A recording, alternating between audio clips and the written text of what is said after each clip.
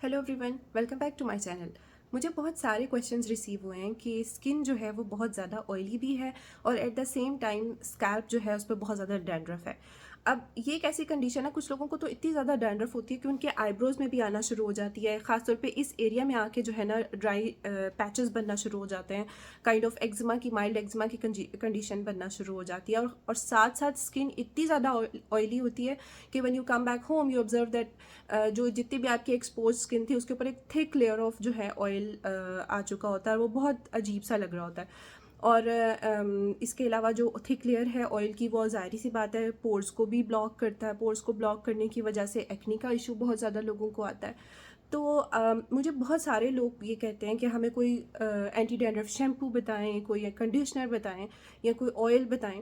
तो सबसे पहले तो ना आपको ये समझना है कि ये जो कंडीशन है ये क्यों है, कि at the same time skin बहुत ज़्यादा ऑयली भी है और स्कैल्प पे बहुत ज़्यादा डैंड्रफ भी है, क्योंकि इसका कोई ख़ास स्पेसिफिक ट्रीटमेंट नहीं है। कीटाकोनाजोल आता है लोशन, जिसे आप अप्लाई कर सकते हैं, फार्मेसीज़ पे मौजूद होता है। लेकिन उससे भी आप 4 वीक से ज़्यादा नहीं यूज़ कर सकते, 4 to 8 वीक्स मैक्सिमम। उसके बाद आप उसे डिसकंटिन्यू करना पड़ता है, क्योंकि इट्स अ मेडिसिन। उसका एक कोर्स है, उसे आप कंप्लीट करेंगे, उसके बाद आपको छोड़ना पड़ेगा। बहुत सारे लोग मेरे पास आते हैं, मुझे बताते हैं कि हमने यूज़ किया, इनिशियली तो फ़र्क पड़ जाता है of course, it's a anti fungal lotion. तो वो स्पेसिफिकली पहले फर्स्ट 2 वीक्स में बहुत अच्छा फ़र्क आता है। फिर जब वो उसे डिसकंटिन्यू करते हैं तो कुछ अर्से के बाद वो वापस आ जाता है और बहुत सिवियर होके आता है। और फिर जो है वो आईब्रोज़ में और इस तरह से इतनी ज़्यादा इचिंग भी होती है, और कुछ लोगों को जो है वो, जिसे हम कहते हैं, तड़प्पड़ से बनना शुरू हो जाते हैं।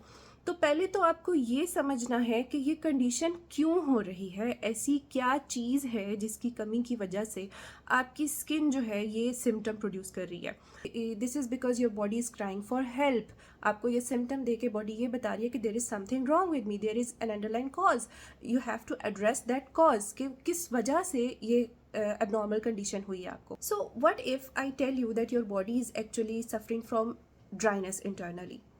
मतलब ये कि जो भी आप फेस वॉश यूज़ करते हैं या क्लेंज़र यूज़ करते हैं, जो ग्रैन्यूल्स होते हैं जिसके अंदर, या फिर आप कोई ऐसा शैम्पू यूज़ कर रहे हैं जिसके ऊपर लिखा होता है डीप क्लीन, ऐसे फेस वॉश हैं जिनके ऊपर मेंशन होता है ऑयल फ्री। वो एक्चुअली करते क्या हैं कि आपकी स्किन के ऊपर नेचुरली ऑर्गेनिजम्स मौजूद होते हैं, बैक्टीरिया मौजूद होते हैं, जो कि आपकी स्किन को प्रोटेक्ट कर रहे होते हैं फ्रॉम एक्सटर्नल एनवायरनमेंट, ठीक है, फ्रॉम हार्मफुल बैक्टीरिया। और वो पीएच मेंटेन कर रहे होते हैं स्किन की। और इसके अलावा जो आपके सेबेशियस ग्लैंड्स हैं, जो कि ऑयल सिक्रीट कर रहे होते हैं, उनकी एक्टिविटी को रेगुलेट कर रहे होते हैं। अब क्या है कि जब आप कोई भी हार्श केमिकल अपनी स्किन के ऊपर अप्लाई करते हो, क्लेंजर अप्लाई करते हो, वो क्या करता है कि आपकी स्किन के ऊपर से जो जो उसमें केमिकल्स हैं, वो क्या करते हैं कि आपकी स्किन के ऊपर से जो एक प्रोटेक्टिव लेयर थी ऑयल की, जो नेचुरली मौजूद होनी चाहिए थी, उसको वाइप आउट कर देते हैं। जो नेचुरल फ्लोरा मौजूद हैं उसे वाइप आउट कर देते हैं। नेचुरल फ्लोरा मींस जो कि प्रोटेक्टिव ऑर्गेनिजम्स है, उन्हें वाइप आउट कर देते हैं। अब क्या होता है कि आपकी स्किन ड्राई तो हो जाती है लेकिन बेयर हो जाती है। अब क्या होता है कि आप जो बाहर से एक्सटर्नली हार्मफुल बैक्टीरिया हैं या हार्मफुल ऑर्गेनिजम्स हैं, वो आपकी स्किन के ऊपर आके एक्ट करते उसको हार्म करते हैं। और जो सेबेशियस ग्लैंड्स हैं वो ओवर ड्राइनेस होने की वजह से abnormal amount of oil secrete करते हैं। So what actually happened is कि आप सुबह उठे, आपकी स्किन पे बहुत ज़्यादा ऑयल आया हुआ था, आपने अपना ऑयल फ्री क्लेंजर महंगा सा निकाला और उसे अपने फेस वॉश निकाला, उसे आपकी स्किन को क्लीन किया, और उसके बाद जो है वो स्किन बहुत ज़्यादा ड्राई हो जाती है, आपकी प्रोटेक्टिव लेयर जो है वो ख़त्म हो जाती है। अब सेबेशियस ग्लैंड्स जो हैं वो in response to that dryness abnormal quantity of oil secrete करना शुरू कर देते हैं। और शाम तक जब आप घर आते हैं तो वो एक चिप्पर चिप्पर से हुआ होता है। तो टू अवॉइड दैट, सबसे पहले तो आप अपना जो जो फेस वॉश या क्लेंजर्स का स्कैम है उसको बिल्कुल अपनी ज़िंदगी से निकाल दें। आपने करना क्या है कि मॉइस्चराइजिंग सोप्स यूज़ करने हैं, जैसे कि डव सोप है।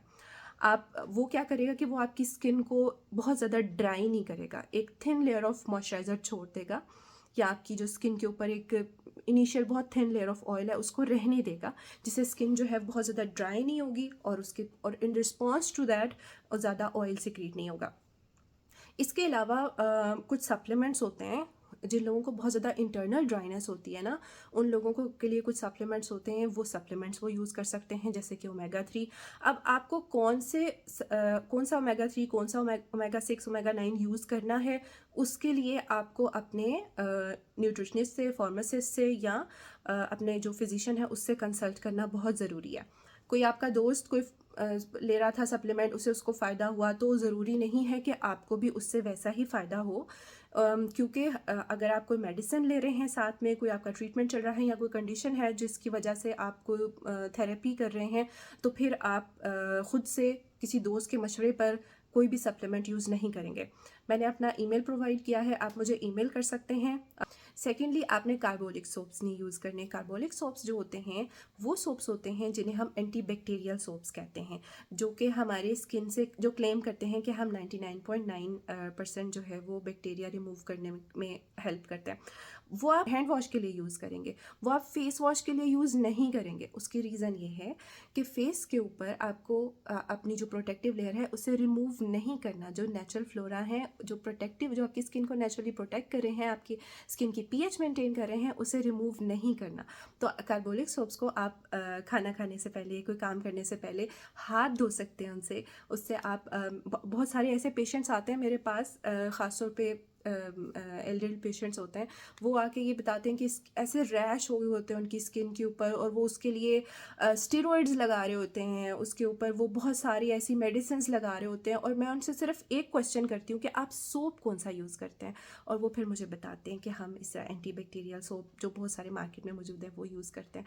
वो सोप्स आप अपनी रेगुलर यानी अपने फेस के ऊपर नहीं यूज़ कर सकते। फेस की स्किन ऑलरेडी बहुत ज़्यादा थिन होती है, उसके लिए आपको कोई मॉइस्चराइजिंग सोप यूज़ करना होता है। और ऐसे सोप्स जो हैं वो फिर आपकी स्किन के ऊपर से क्या करते हैं कि प्रोटेक्टिव लेयर को रिमूव कर देते हैं। आपकी स्किन एक्सपोज हो जाती है टू द एक्सटर्नल एनवायरनमेंट। उसे भी जो भी शैम्पूज़ हैं जो क्लेम करते हैं कि हाँ डीप क्लीन करते हैं, उसको भी आपने लिमिट करना है। इसके अलावा जो मास्क है, फेस मास्क है, वो भी स्किन को बहुत ज़्यादा ड्राई कर देता है। जब भी आप फेस मास्क लगाएं, मोस्ट प्रोबेबली जिन लोगों को स्किन का इस तरह से ड्राइनेस का इशू है, उन लोगों को हफ्ते में सिर्फ एक दफ़ा मास्क लगाना है। आप एक दफ़ा आप एक्सफोलिएट करें, स्किन के ऊपर मास्क लगाएं, और उसके बाद आपने प्रॉपरली अपनी स्किन को हाइड्रेट करना है, मॉइस्चराइज करना है। ओके, एक थर्ड इशू होता है जिसे हम कहते हैं ओपन पोर्स। अब ओपन पोर्स क्या करते हैं कि स्किन के ऊपर बहुत, उनकी वजह से भी बहुत ज़्यादा ऑयल प्रोड्यूस हो रहा होता है। अब उससे किस तरह से रिड्यूस किया जा सकता है, पोर्स को श्रिंक किस तरह से किया जा सकता है, बहुत सारी चीज़ें ऐसी हैं। उसके लिए आपको मुझे फॉलो करना पड़ेगा मेरी नेक्स्ट वीडियो तक।